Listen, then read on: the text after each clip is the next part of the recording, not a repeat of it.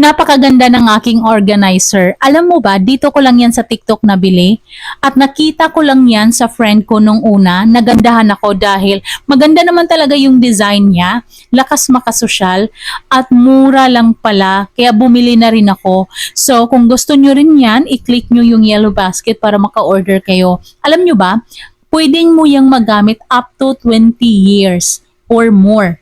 Yes, dahil yan ay stainless, magaganda yung materials na ginamit, high quality. Ayan, at yung design talaga maganda. O, diba? Lakas makasosyal sa kusina mo. Kung hindi lang talaga alam ng mga friends mo or bisita mo kung magkano mo yan nabili, akalain nilang mahal yung organizer mo. Kaya kung ako sa inyo, i-click nyo na yung yellow basket para maka-order kayo. Ang bilis lang din ng kanilang shipment. May iba't ibang kulay din na pwede mong pagpilian dyan.